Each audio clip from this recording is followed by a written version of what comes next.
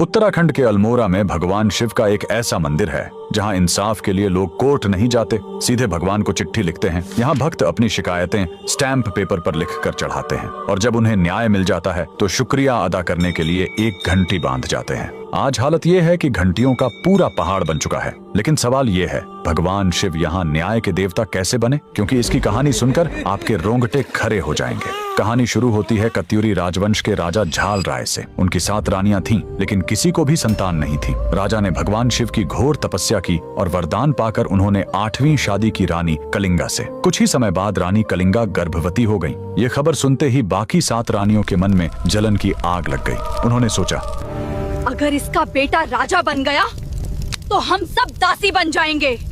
तभी उन्होंने एक खौफनाक साजिश रची। जब रानी कलिंगा ने बेटे को जन्म दिया तो उन रानियों ने छल से बच्चे को मां से दूर कर दिया, ये कहकर कि पहले कुलदेवी को दर्शन कराएंगे, और चुपके से उस नन्हे राजकुमार को एक टोकरी में रखकर बहती नदी में फेंक दिया। इतना ही नहीं, उन्होंने पालने में एक सिलबट्टा, मसाला पीसने वाला पत्थर रख दिया और राजा से झूठ बोला, महाराज अनर्थ हो गया, आपकी रानी ने इंसान को नहीं एक पत्थर को जन्म दिया है। राजा ने रानियों के बहकावे में आकर रानी कलिंगा को महल से निकालकर दासी बना दिया। लेकिन शिवजी की लीला देखिए, वो बच्चा नदी में एक मछुआरे को मिला जिसने उसे अपने बेटे की तरह पाला। जब वह बालक बड़ा हुआ तो उसे अपनी माँ के साथ हुए अन्याय का पता चला। वह बालक एक लकड़ी का घोड़ा लेकर उसी नदी किनारे पहुंचा जहां वो 7 रानियां थीं और घोड़े को पानी पिलाने की जिद करने लगा। रानियां जोर जोर से हंसने लगीं।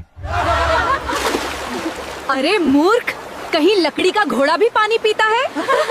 तब उस बालक ने गरजते हुए जवाब दिया, अगर एक रानी पत्थर को जन्म दे सकती है तो मेरा लकड़ी का घोड़ा पानी क्यों नहीं पी सकता? ये बात राजा तक पहुंची और सच सामने आ गया। राजा ने तुरंत अपनी रानी और बेटे को अपनाया और उन 7 रानियों को सजा दी। वही बालक आज पूरे उत्तराखंड में गोलू देवता यानी न्याय के देवता के रूप में पूजे जाते हैं। आज भी जब किसी को कोर्ट कचहरी से न्याय नहीं मिलता तो वो इन्हीं की शरण में आता है और खाली हाथ नहीं लौटता। इस अद्भुत देवता के लिए कमेंट में लिखें, जय गोलू देवता।